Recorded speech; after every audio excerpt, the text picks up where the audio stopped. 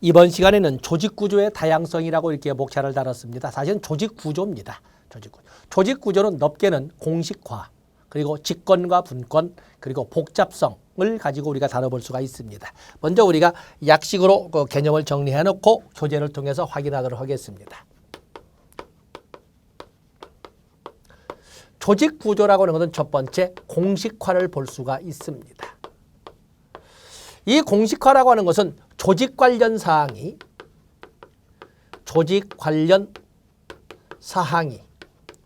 줄 바꿔서 얼마나 명확하게, 얼마나 명확하게 드러나 있느냐,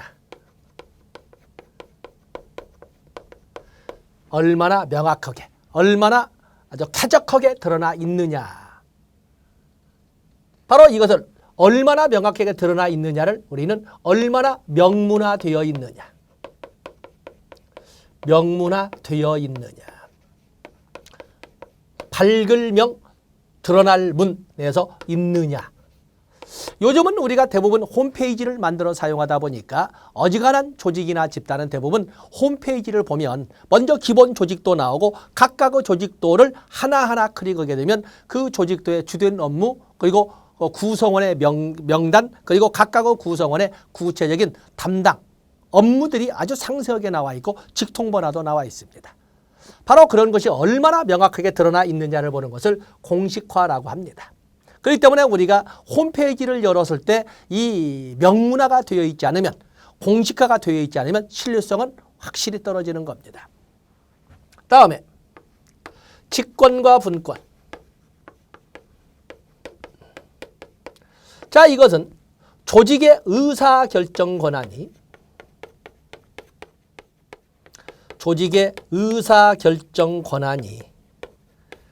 줄 바꿔서 어떻게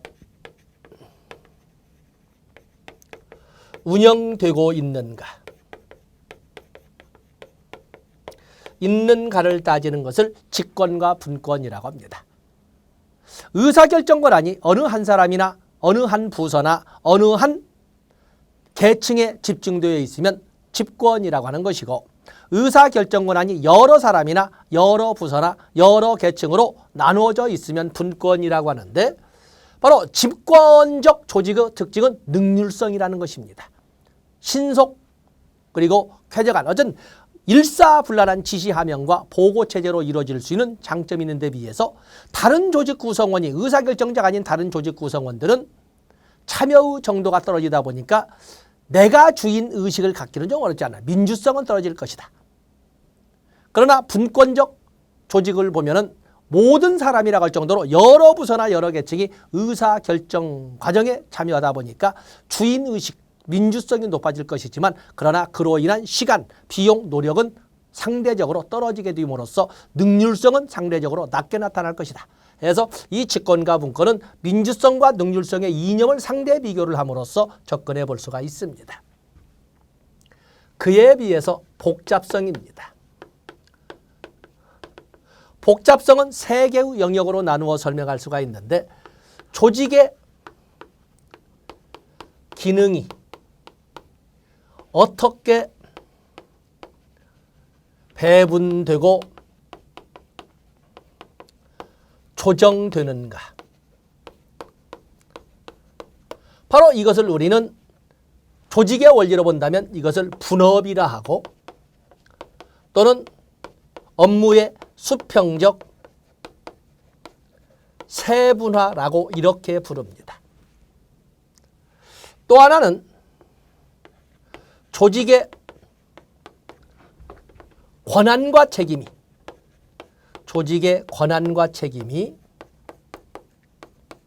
줄 바꿔서 어떻게 배분되고 조정되는가, 어떻게 배분되고 조정되는가 라를 우리는 조직의 원리에서 이것을 계층제라 하고, 다른 말로 또는 수직적 유계화라고 이렇게 우리가 언급을 하고 있습니다. 그런가 하면 오늘날에는 교통통신의 발달이 있어서 옛날에는 교통의 발달이나 통신의 발달에 미진하다 보니까 조직 그러면 한 건물에 한 공간에 다 뭉쳐 있어야 업무 추진의 효율성을 높인다고 했지만 요즘에는 그럴 필요가 없잖아요. 그래서 이제는 조직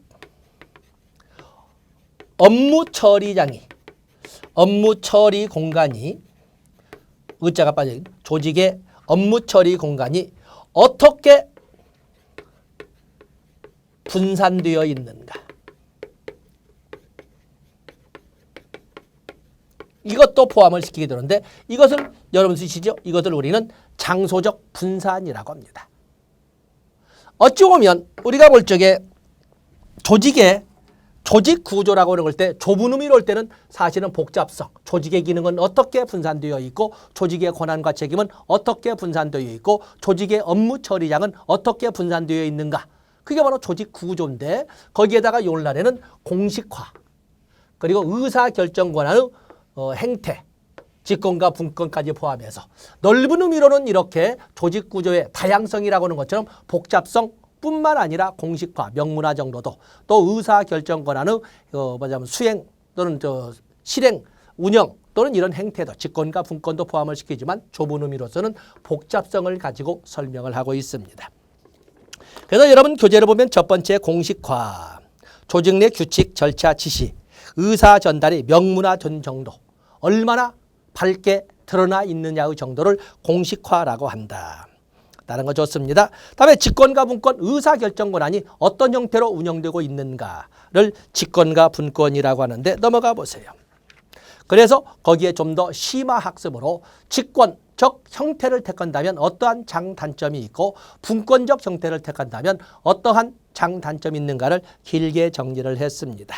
특히 우리는 단점을 가지고 접근해 볼 수가 있는데 만약에 직권화 정도가 높아진다면 직권화의 정도가 높아진다면 거기 하단부에 직권화의 단점, 조직의 관료주의와 성향 및 권위주의적 성격을 초래한다. 또 직권화는 형식주의화를 이끌어감으로써 행정 실효성에서 일탈하기 쉽고 창의적인 노력을 억제할 수 있다.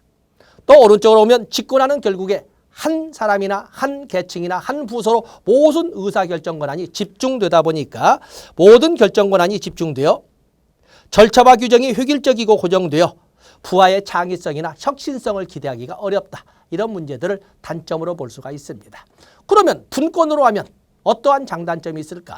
분권으로 한다면 민주성이라든지 참여, 의식이라든지 성원들의 사기, 진작은 대단히 높을지는 모르지만 그런 말을 할 수 있습니다. 단점도 있습니다. 거기 오면 분권화의 단점으로 중앙의 지휘 감독이 약화되고 업무 중복을 초래할 수 있다. 성원들의 힘이 분산됨에 따라 조정이 어렵게 될 수가 있고 또 전문직 양성보다는 현장 경험을 강조하다 보니까 전문화가 방해받을 수도 있다. 이러한 단점을 가지고 여러분들이 접근해 주시면 됩니다. 조직구조의 핵심은 역시 복잡성이라고 그랬지. 그래서 수평적 분화, 수직적 분화, 장소적 분산도로 설명하되 조직의 기능이 어떻게 배분되어 있는가를 살펴보는 것은 수평적 분화라 하고 조직의 원리에서는 분업이라고 합니다. 그에 비해서 조직의 권한과 책임이 어떻게 배분되고 조정되느냐를 따지는 것은 수직적 분화라 하고 계층제라고 합니다. 그런가 하면 자 페이지를 넘어가 보시죠. 업무 처리의 장, 사무실이라고 합니다만 업무 처리 현장은 어떻게 분산되어 있는가를 살펴보는 것은 장소적 분산이라고 설명하고 있는 것입니다. 요즘에는 장소적 분산이 그렇게 큰 의미를 갖지 않는 것이 교통통신의 발달, 교통로의 발달이나 통신 시스템의 발달이 워낙 옛날과는 상상이 되지 않을 만큼 넓어지기 때문에 설사 우리가 보면 특히 거기 보면 실리콘밸리와 같은 이런 데에서는 소위 IT 산업과 같은 경우에는 미국과 정반대 12시간 후에 있는 인도를 거의 한 사무실처럼 이렇게 운영하지 않습니까? 바로 그런 것은 통신의 발달을 이용한 장소적 분산의 문제점을 제거한 대표적인 예라고 볼 수가 있는 것입니다. 자, 이렇게 해서 우리가 조직 구조를 한번 보되 그중에 복잡성에 초점을 두고 여러분들이 보시면 됩니다. 다음에 이제는 우리가 살펴볼 것은 리더십입니다. 리더십.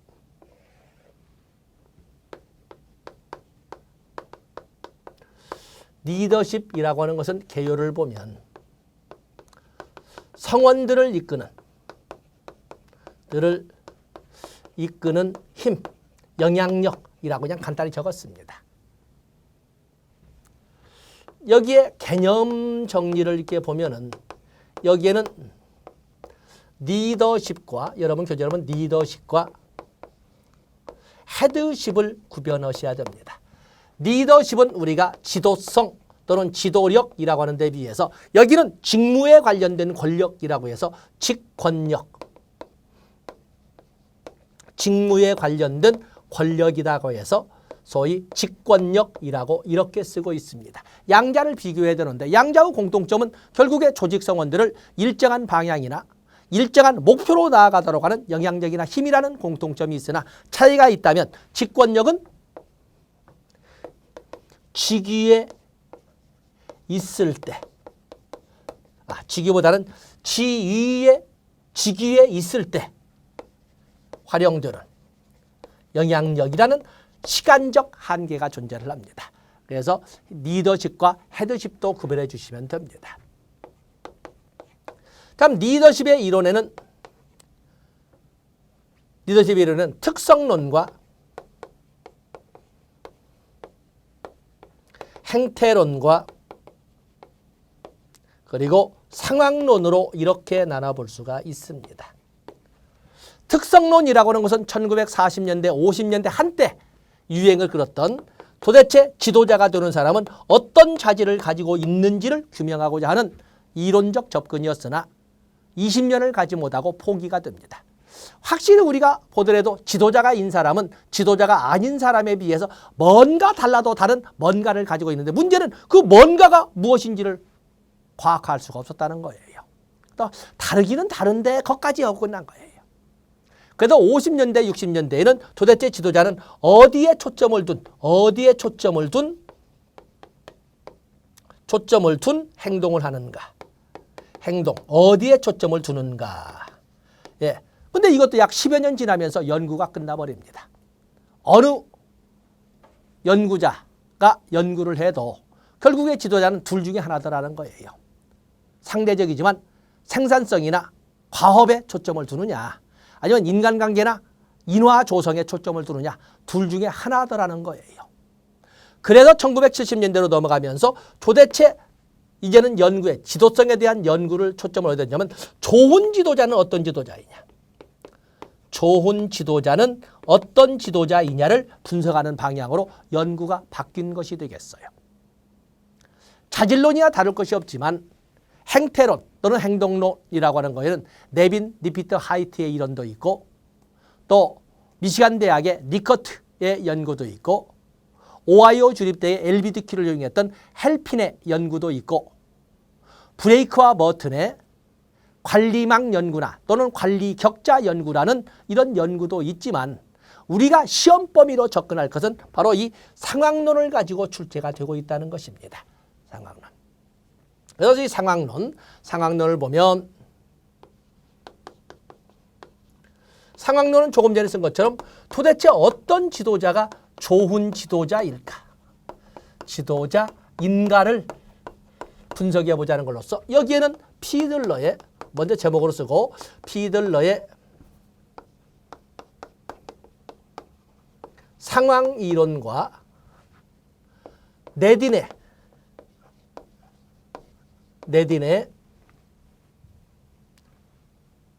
균형이론 또는 제3차원 이론, 효과성이란 말을 쓰겠습니다.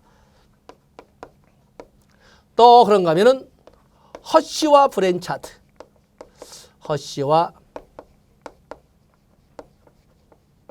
브랜차드의 균형이론. 또 그런가 하면 큐네 이런 이론 등등등 많은 이론들이 현대 이론으로 상황 이론으로 언급되고 있는 것입니다. 그중에 가장 많이 출제가 되었던 것은 역시 뭐니 해도 휘들러의 이론이죠. 자, 여러분들 교재를 보고 휘들러로 들어가겠습니다. 자, 리더십에서 리더십의 개요를 정리한 건 아니지만 결국에 리더십 또는 지도성이라고 하는 것은 일반적으로 부하들을 또는 조직 성원들을 일정 방향이나 일정 목표로 이끌어갈 수 있는 힘이나 영향력을 리더십이라고 하는데 그와 유사한 개념으로 적은 것처럼 헤드십이라고 하는 직무에 관련된 권력으로서 직권력도 있다는 것입니다. 직권력이라고 하는 것은 그 직책에 있을 때, 그 직위에 관련되어 있을 때에만 적용되는 영향력을 말합니다. 공통점은 성원들을 일정한 방향으로 이끌어간다는 점은 공통점이지만 그 영향력의 시간적 범위가 직책에 있을 때로 국한된다는 점이 다른 거죠. 지도성 이론에는 특성 이론, 행태 이론, 상황 이론이 있는데 40년대, 50년대에는 특성 이론으로 자질론이죠. 50년대, 60년대에는 행태 이론, 어떤 행동을 주로 하느냐. 그에 비해서 70년대는 어떤 지도자가 좋은 지도자를 따지는 상황 이론으로 이렇게 연구의 초점이 바뀌어져 왔다는 거예요. 오른쪽 페이지에 보시면 행태 이론으로서는 네빈 리피트 하이트의 이론도 있고 미시간 대학의 리커트의 이론에서 생산성 중심형과 종업원 중심형, 또 오하이오 주립대의 헬핀의 LBDQ로 나오는 것으로서 구조 중심형과 배려 중심형. 또 그러면 페이지를 넘어가 보시면 5번에 브레이크와 머튼이 만들었던 관리망 또는 관리 격자 연구에서 언급되는 과업 중심형과 인화 중심형. 이렇게 행태 이론은 10여 년 정도 지나면서 사실은 결론이 나버립니다. 표현을 달리했다 뿐이지 지도자가 되는 사람들은 주로 둘 중에 하나의 행동에 초점을 주더라. 과업 아니면 인화, 구조 아니면 배려, 생산성 아니면 종업원. 이게 둘 중에 하나의 배려인데 결국에 브레이크와 머튼이 표현한 것처럼 과업 중심이냐 인화 중심이냐로 크게 나눠볼 수 있더라라고 함으로써 연구 과정이 마감이 된 겁니다. 그러면서 70년대로 넘어가면서 어떤 지도자가 좋은 지도자이냐를 분석해 보자고 하는 이런 접근이 만들어지는데 바로 그것이 바로 상황이론이고 피들러의 상황이론이나 또는 네딘의 3차원 이론. 효과성 차원을 따라 그냥 효과성을 바로 썼습니다. 그런가 하면 허쉬와 브랜차드의 역시 3차원 이론. 또 그런가 하면 퀸의 경쟁적 가치 이론, 경쟁적 가치 리더십 이론. 또 그런가 하면은 그 외에도 상황 이론 말고 별도로 나오는 기존의 이론과는 다른 변혁적 지도성 이론. 또 언급하지 않지만 일부에서 활용하고 있는 섬기는 리더십, 서번트 리더십 이론. 이런 등등의 많은 이 리더십 이론이 존재를 하고 있는 것입니다. 자, 피들러의 이론을 보세요. 피들러의 이론. 너무 길게 나갔습니다. 피들러는 어떤 지도자가 좋은 지도자이냐를 지도자의 행태와 상황 변수 두 가지를 교차시켜서 찾아내고자 했었어요. 자, 교재를 보시면서 하는 겁니다. 지도자의 행태는 브레이크와 머튼이 언급한 것처럼 지도자의 행태는 가업지향과 인화지향으로 나누되 어느 지도자의 행태가 좋은 지도자라고 확정할 수는 없는 것이고 상황 변수에 따라 달라져야 된다. 결론적으로 좋은 지도자는 상황에 따라 알맞은 지도성을 발휘하는 지도자가 좋은 지도자이다 라고 결론을 내린 것이 휘들러가 되겠어요. 휘들러는 결론을 낼 때 뭐라고 했냐면 상황 변수가 아주 나쁘다면 상황 변수 세 가지 암기해야 됩니다. 상황 변수 세 가지. 부하와의 관계, 업무 구조, 뭐냐면 과업 분장이죠. 과업 구조, 업무 분장을 말합니다. 그리고 지휘 권력, 낙하산이냐 아니면 실력으로 그 자리에 온 사람이냐. 이렇게 상황 변수로 세 가지, 지도자와 부하의 관계, 과업 구조, 그리고 지휘 권력 세 가지를 가지고 하되 상황 변수가 아주 열악하면 과업지향의 지도자가, 상황 변수가 아주 좋을 때면 역시 더 과업지향의 지도자가. 많은 사람들이 상황 변수가 좋으면 인화지향 아니겠습니까? 그거 아니고 주마가편이니까 달리는 말의 채찍을 침으로써 더 높은 생산성을 가져올 수 있을 때 가져와야 되니까 애매할 때 인화지향의 지도자가 좋더라. 그래서 결론은 간략하게 좋은 지도자는 상황에 따라 알맞은 지도성을 발휘하는 지도자가 좋은 지도자더라 라고 이렇게 결론을 내린 것이 바로 여기 나오는 휘들러의 이론이었어요. 또 휘들러는 영어 표현이 그렇지만 정관사 없이 LPC 척도를 이용해서 연구도 했어요. 근데 L은 최소한의 가장 조금 프리퍼런스 좋아하는 코워커, 가장 조금 좋아하는 동료에 대한 척도를 만들어서 연구를 하되 뭐라고 설명을 했냐면 왼쪽 페이지에 있죠. LPC 점수가 높은 사람은 가장 조금 좋아하는 동료에 대한 점수를 높게 주는 사람은 인화지향형, 관계지향형 지도자라고 하는 것이고, LPC 척도 점수가 낮게 나타나는 가장 조금 좋아하는 동료에 대해서 점수를 박하게 주는 사람은 과업지향 지도자가 대부분이더라라는 결론을 내린 것도 역시 슈들러가 되겠어요. 왼쪽 페이지 하단부에도 보시는 겁니다. 그런가 하면은 그와 유사한 상황 이론으로서는 네딘의 3차원 이론도 있고 허쉬와 브랜차드의 3차원 이론도 있습니다. 네딘의 3차원 이론은 여러분들이 상황 변수로 특히 효과성 변수를 굉장히 강조했다는 걸 점수해 주시되, 허쉬와 브랜차드도 역시 지도자의 행태와 상황 변수를 같이 고려해서 어떤 지도자가 좋은 지도자이냐를 찾아내고자 했어요.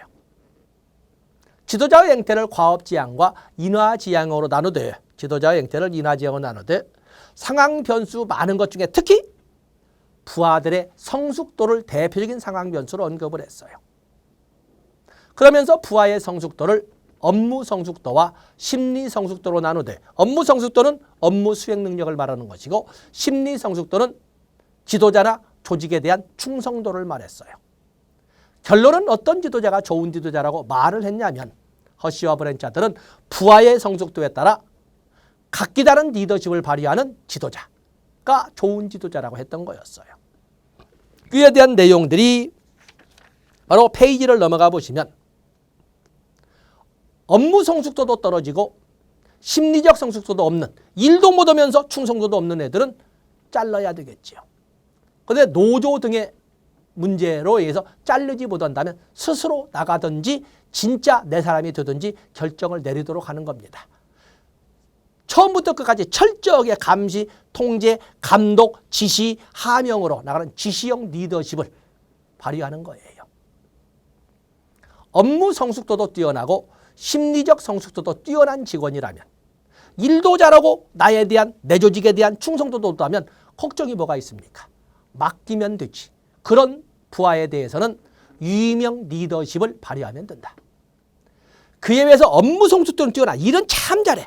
근데 뺑돌뺑돌 하면서 이것이 건방 떨며고 다른 조직이나 끼우다고 하면은 사실은 믿고 쫓아내고 싶지요. 근데 그 일 잘하는 업무 성숙도가 뛰어나는 직원을 쫓아내면 상대적으로 내가 손해잖아요.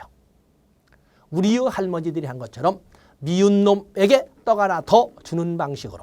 그래서 그런 경우에는 바로 지원형 또는 참여를 유도하는 참여형 리더십을 발휘하면 된다는 거예요.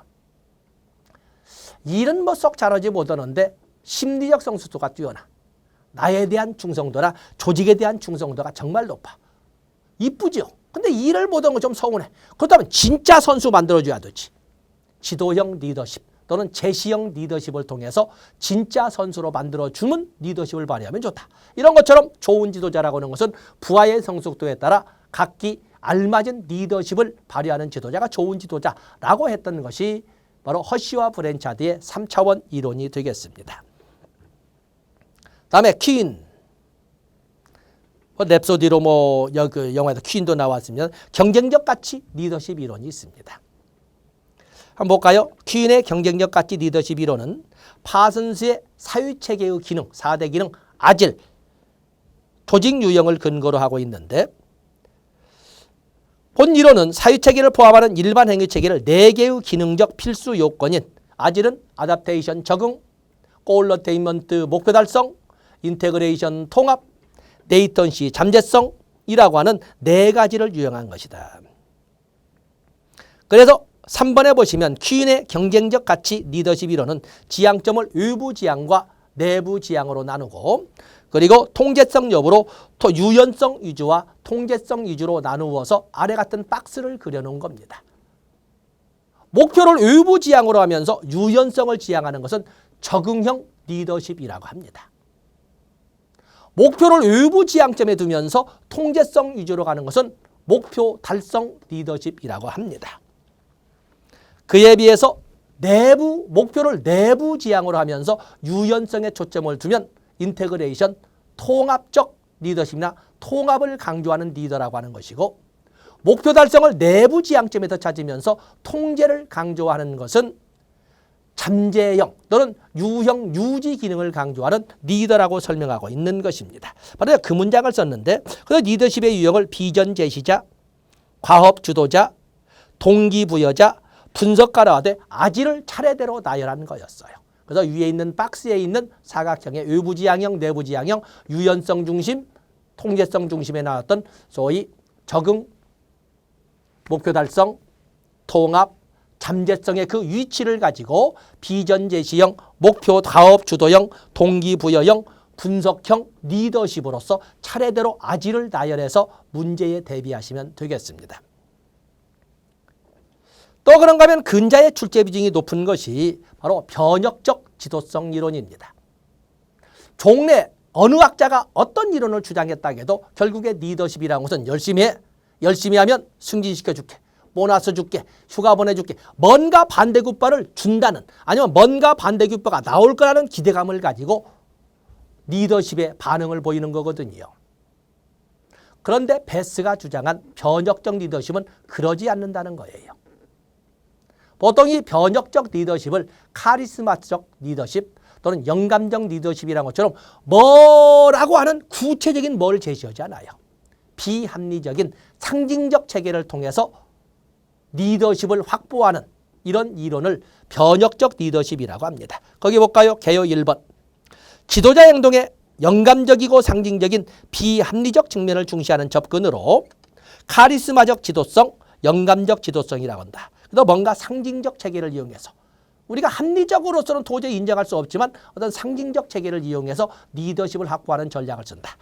2번에 있는 것처럼 거래적 지도성이라고는 기존의 리더십은 뭔가라고 하는 반대급부를 전제로 해서 충성을 요구하고 충성을 강요하는 데 비해서 여기는 그러지 않는다는 거예요. 순종을 요구하고 그 대가로 보상을 제공하는 반면에 변혁적 지도성은 부하 직원의 잠재력 개발에 초점을 두는 이런 특징을 가지고 있다. 무엇을 준다고 하지 않고 그 부하 직원의 잠재력을 개발시키는 데 초점을 둔다는 특징을 가지고 있다. 밑에 이제 그 목차를 나눴습니다만 특징으로 보면 거래적 리더십이라는 기존의 지도자성이라고 하는 것은 부하들에 대하여 보편적으로 적응하는 리더 또는 지도성을 설명하는 것이고 변혁적 리더십은 부하들에 대한 관점이 아니라 부하들 한 사람 한 사람이라고 하는 개개인의 신념과 가치에 기반해서 지도성을 발휘한다는 특징을 가지고 있습니다. 그래서 거기 변혁적 지도성은 기억번의 둘째 줄 구성원 개개인의 가치와 신념을 기초로 한다. 다시 말해서 니은번에 있는 것처럼 구성원들에게 개별적으로 관심을 두며 각자를 상대로 해서 지도 충고하고 신념을 변화시킨다. 그리고 변혁적 지도자는 어떤 반대급부를 약속하지 않고 뭘 줘요? 비전과 사명감을 제시하고 부하들이 스스로 자부심을 갖도록 이렇게 유도하고 그러기 위해서 본인도 가마적 행위를 통해서 신뢰와 존경을 구축하게 되는 것입니다. 바로 그런 단어들 거기 비전과 사명감과 자부심 그리고 리을번의 가마적 행위를 통한 기대의 전달 또 미음번의 이념화된 영향력, 영감적 동기유발, 지적 자극, 개별화된 배려 이런 것은 보통 변혁적 지도성의 4대 구성조사라고 할 정도로 중요한 용어거든요. 그런 용어를 가지고 지도성을 행사하는 것은 변혁적 지도성이라고 설명하고 있다는 것입니다. 그 외에도 많은 지도성 이론이 있지만 이런 정도를 가지고 여러분들이 시험에 접근하시면 뭐 크게 부족하지는 않겠다. 이렇게 말씀드릴 수 있습니다. 이 시간은 여기까지 하고 다음 시간에는 동기 이론으로 넘어가도록 하겠습니다. 고맙습니다.